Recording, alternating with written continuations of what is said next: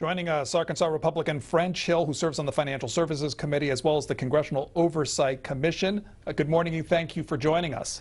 A pleasure. Thanks for having me. So on your Twitter feed, you write this: Democrats and Republicans have agreed to continue discussions on appropriations and relief. And then you say, let's get the job done. What has to happen to get the job on both those fronts? Well, we extended yesterday through a continuing resolution spending for 2021 through the 18th of December. So Congress now has a hard deadline before Christmas to complete our spending proposals for the 2021 fiscal year. And now the conversations are going to include, in my view, and I hope, COVID-19 relief for our families that are still hurting from this pandemic, and particularly our small businesses, our restaurants, our hotels that are really struggling under additional lockdown orders and increasing virus cases around this nation. So when it comes then to the relief, what are our essentials in your mind for a final package, and what are things that could be at least put aside for now? Yeah, that's a good question. I think the core is to give our governors flexibility to spend the CARES Act money that they've already received. That expires on 12/31 of this year. And that flexibility to let them spend it well into 2021, I think, would be very helpful and bring a lot of certainty to our governors across the country. Secondly, I think we need to get to a determination on what should be the unemployment compensation for families still fighting to get back to work. We need an incentive to get back to work, but we also need the certainty that they have payments while they're on unemployment. And finally, as I say, this business sector, particularly our small business sector, our restaurants, our hotels, our public music venues, those kinds of entities need a second opportunity to Paycheck protection loan grant, and that I support fully, something that House Republicans have tried to move here on the House nearly 40 times since September. We've heard the term sticking point when it comes to businesses applied to liability protections. Yeah. Where are you on that? Well, I support that. It's not just for business. It's for schools. It's for churches. It's for anyone who's trying to open up and comply with the CDC standards, that if they do that, they can be protected from class action lawsuits vis-a-vis the virus. It's got support on both Republicans and Democrats on both sides of Capitol Hill. It's not really been a sticking point. It's been Mitch McConnell's principal thing he believes is important, but it's in the mix for the negotiations that are happening right now. Our guest with us until the House comes in at 9 o'clock. You can ask him questions. Republicans 202-748-8001. Democrats 202-748-8000. Independents 202-748-8002. You serve on the Congressional Oversight Commission when it comes to COVID. Remind people what that is. Well, the CARES Act, which provided all the financial support for fighting the pandemic and getting our economy open, had significant oversight functions in it. One of those is the Congressional Oversight Commission that oversees the U.S. Treasury and the Federal Reserve and their lending efforts to try to reopen our economy. We're meeting this morning and reviewing with Secretary Steve Mnuchin, our Treasury Secretary, a loan they made to YRC, which is a large national trucking firm that was on the verge of collapse. They do a lot of business with the Defense Department, and so the loan was made because they were essential to national security. That'll be the topic of our meeting this morning. Does part of the oversight then look at money that's been distributed and money that's yet to be distributed, and what are those figures generally? Well, we, in the CARES Act, did something I think was very important. When you have a public health crisis, you want to always overreact. So Congress appropriated nearly $500 billion to the Federal Reserve and the Treasury to use for emergency lending process to bring liquidity to our capital markets and be a stopgap for companies that couldn't find financing elsewhere in our cities and local governments. Now, what's been great is our economy's reopened. Our businesses, our cities, our local governments have been able to tap resources through the normal public capital markets. And so these have not been used to the extent we thought they might be needed during the pandemic. So that's what we're looking at, is how those were used for Main Street lending for our state and local governments to support their efforts, and, as I say, in the national security arena. Correct me if I'm wrong. Is that the money that the Treasury Secretary asked back from the Federal Reserve, and that caused quite a reaction when he did that? He did. It's because there is excess money, as I say. The CARES Act appropriated a lot more money than we actually needed to be used to support the economy during the pandemic.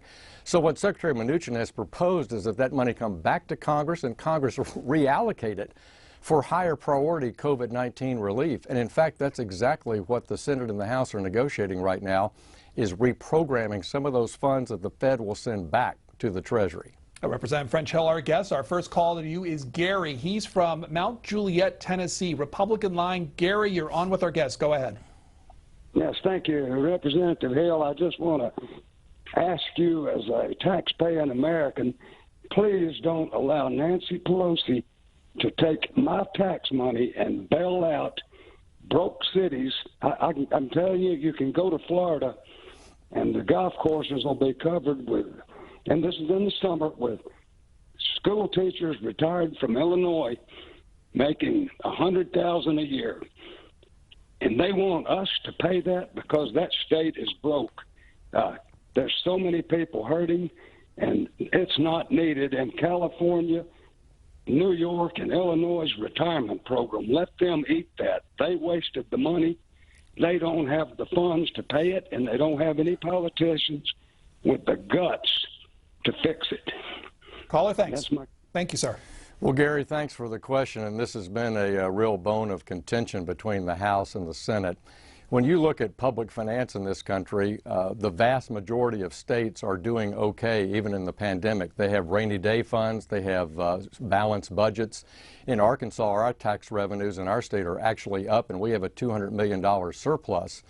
So you're right. It's a bone of contention because Speaker Pelosi is advocating for nearly $1 trillion to go to the states that have serious budget shortfalls, like Connecticut, Illinois, and those are, in many instances, not connected to the pandemic. They're from, as you say, long-standing bad business practices at their state.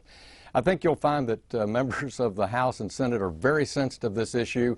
We want to target any support to the states directly for coronavirus relief or education, for first responders, for health care, and not in any way to bail out pension funds or to bail out poor management practices on the part of the states. It's a good point.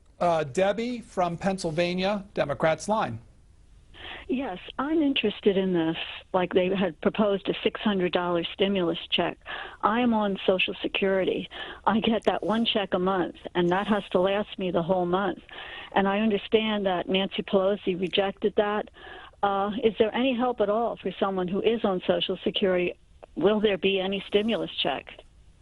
Debbie, thanks for the question. This is a key point in the negotiations. President Trump and many in Congress would like an additional stimulus check for families that are still hurting in the COVID-19 pandemic. Others want to see extended weeks of unemployment benefits. I think there'll be something there'll be something that tries to address those things both. But it's not clear yet. Over the next 2 weeks, we'll bring clarity both to support families that are on unemployment, and we may see another COVID-19 stimulus check. It remains to be seen as the negotiations go on. Thanks for that question. And is that something you would support? I could support it depending on everything in the package, Pedro. So the issue is, what is the mix? How is it structured? How is it benefited? And that's what I want to see, the entire package, how it comes together. If I may ask, then, what are those things that would cause you concern as far as part of the package is concerned?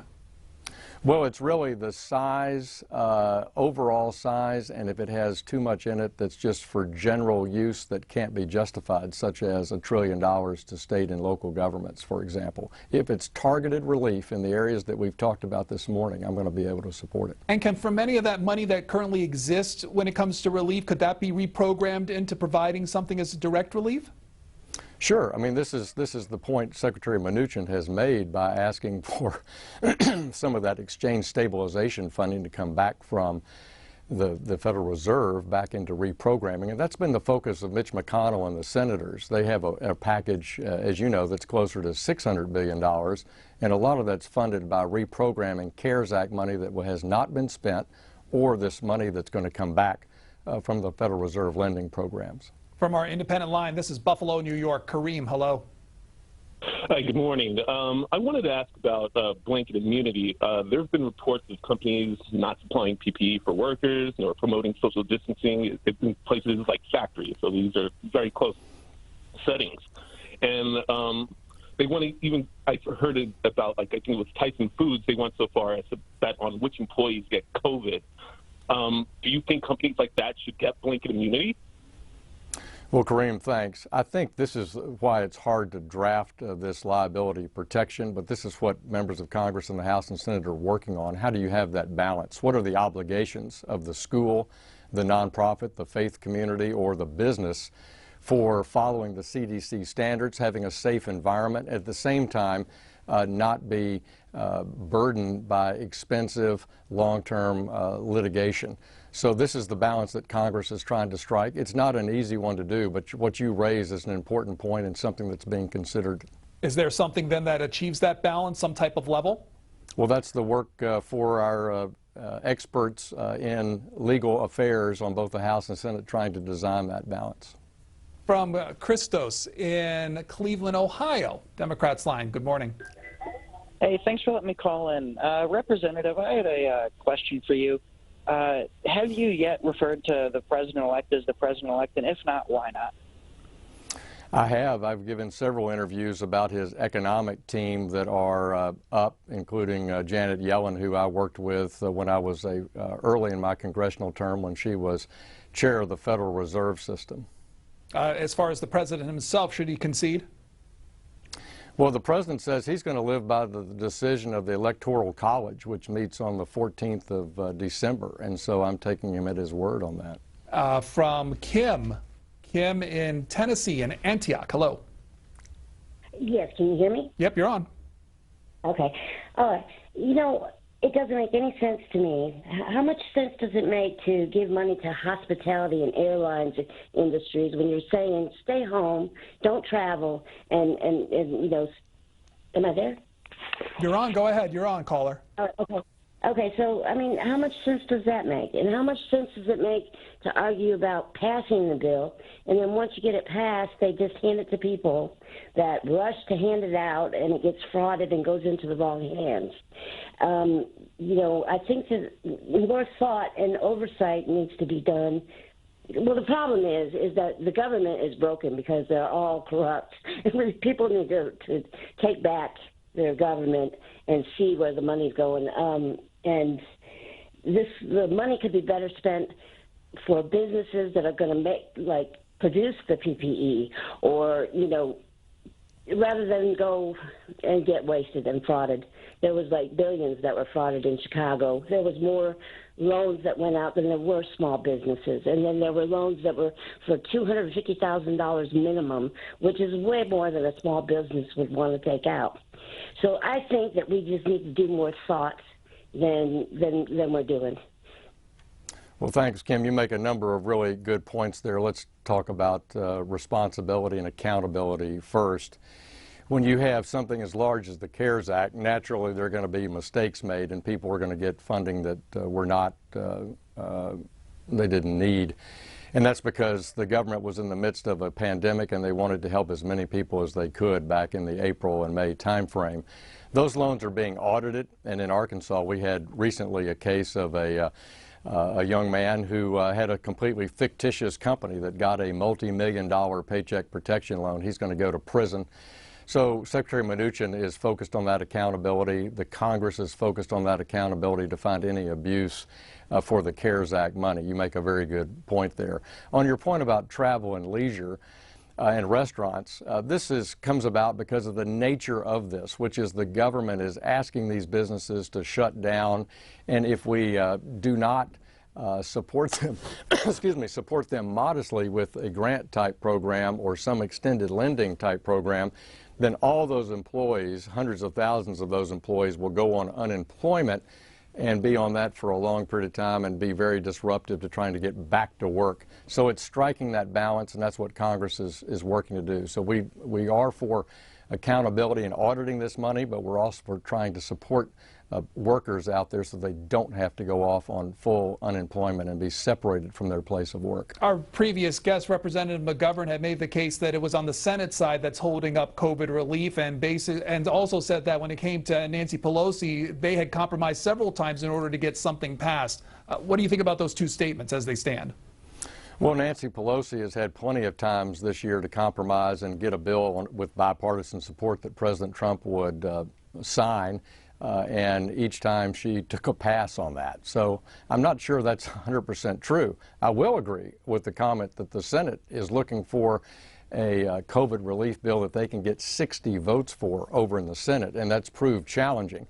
But Mitch McConnell, in my view, is committed to doing that, and I think senators on both sides of the aisle are committed to doing it, as you noted with the Problem Solvers announcement last week of their own finding a middle ground approach. At this stage, what's the potential of having something passed before the holidays? Well, I'm always a cup half full person, so I support that. I think we should do that. I think the American people are calling for it. Our small businesses, our families, our governors are saying this targeted relief for COVID-19 is essential to keep this economic recovery on track and beating this public health crisis back as we roll vaccines out across our nation. Here is Kelly in West Virginia, Bluefield, West Virginia, independent line. Yes, I know the American people are suffering and people are going hungry. And I tried to get on with Mr. McGovern, but the incoming administration has said that they're going to open up the borders, and I just don't see how we can survive with letting hundreds of thousands more people into this country in the time of a crisis. Thank you. Well, Kelly, thanks for that question. You know, in the last 4 years that President Trump has been our president, we have focused on border security and beefing up our immigration process and trying to strike balance, because over 1 million people come to this country legally every year. They follow the rules, they wait in line, and Congress has never been successful in a compromise on immigration reform. I support that. I hope we do that. But at the same time, we have to recognize we have borders, and we have to honor those borders and have strong border security. And I want to say we've made great strides on that in the last few years. You're right about in an economic tough time like this. So I hope that the President-elect Biden will not take that approach when he comes into office and just simply open up the immigration system, that we have a balanced bipartisan support for immigration reform in the House and Senate. In those tough times, there's news coming out, Congressman, about unemployment claims. 1.4 million filing new claims last week, about 835,000 for first time, and then 427,000 under the Pandemic Employment Assistance Program. With these kind of numbers, what's the relief to that as far as resolving these jobless claims? Well, as the virus cases have increased, you've seen increased government lockdowns, and that's why you're seeing more people being put out on the unemployment rolls, and that's why I think COVID-19 relief between now and the 18th of December is essential, and part of that is having certainty about the unemployment compensation amount. From Deborah in Maryland and Severn, go ahead. Hi, good morning. I'm trying to figure out that there are so many people, little people who are struggling, and they seem to want to always put these little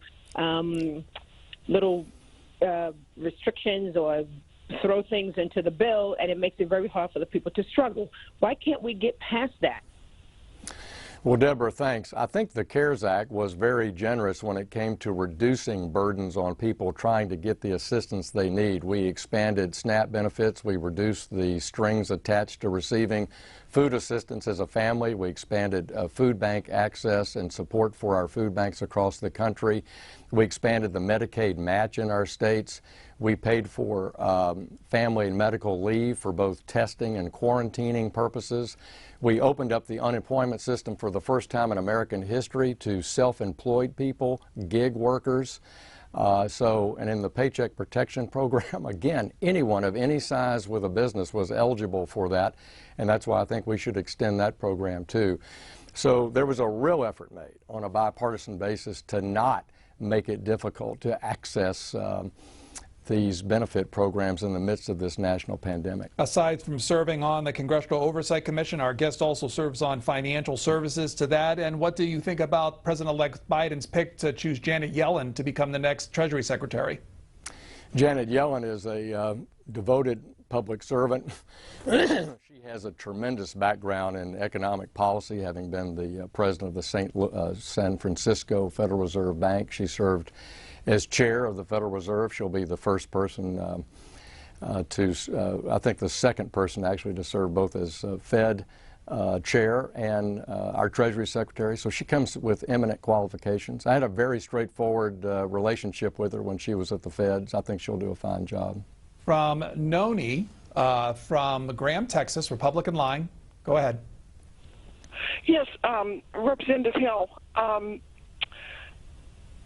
Someone spoke about the immigration system just a moment ago, and I have a comment about that. Mr. Biden needs to know that there is already more illegal immigrants crossing our borders. There were 70,000 last week.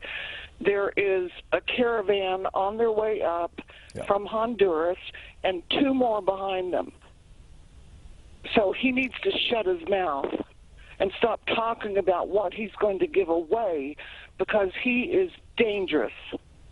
He needs to just stop talking about it, what he's promising them that half of the Americans don't get. Okay, sorry, caller, about that, but Representative, go ahead. Yeah, well, this is an important issue. President Trump worked with the president of Mexico, and they really did a good job forestalling those caravans, not encouraging them coming to the American border, coming up with a processing idea, making sure that kids were not separated from their families. And when you say you're going to open up the border, you encourage this kind of immigration caravanning that creates problems for Mexico and for the United States. We have worked hard at trying to improve our border patrol in terms of manpower, our customs in terms of manpower, and all the resources they need to stop illegal immigration along the border, and the processing and judges and judicial work that we need to process those who try to come in and seek asylum in the country. It's a tough, complex area. Congress can do more, and I hope that we will.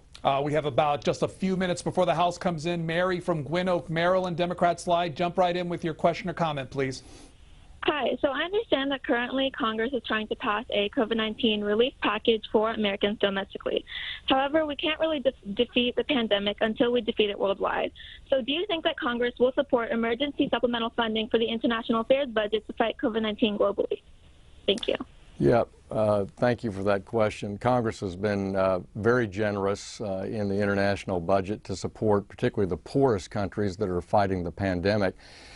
I'm the ranking member on the subcommittee in the House Financial Services arena that works with the World Bank and the IMF. We've had numerous meetings during the pandemic on how the International Monetary Fund and the World Bank is going to support these very debt-burdened developing countries that are struggling with COVID-19. So you're seeing a global effort both in Europe, Asia, and the World Bank and the International Monetary Fund, along with the United States, to help the poorest countries in the world cope with COVID-19. So between now and an eventual passage, French Hill, what's the message to your fellow Republicans on Congress and Democrats as well about passing a bill as far as COVID relief is concerned? I think the American people, from business to healthcare to school to our governors, want targeted COVID-19 relief, and we should, between now and December 18th, find bipartisan agreement and send President Trump a bill he can sign into law. And before we let you go, I think we should revisit the topic of as far as government funding. When do you think that another bill will be passed, and what's being worked on as far as permanently or at least extending the funding of government? Well, whenever you have a transition between presidents, you have a bigger debate about spending. I would hope that we would work to find consensus and fund the government through September 30th, 2021 on a permanent basis and not have a continuing resolution into 2021. Let's have the stable funding our government, our military, our civilian sector deserves, and let's get COVID-19 relief all done by December 18th. Again, Representative French Hill, who serves on the Financial Services Committee and also the Congressional Oversight Commission, taking a look at COVID funds. Again, you heard him say that there's a hearing today that will be covered by C-SPAN, and you can go to our website for more information on that. Representative French Hill, thanks for your time today. Thanks. My pleasure.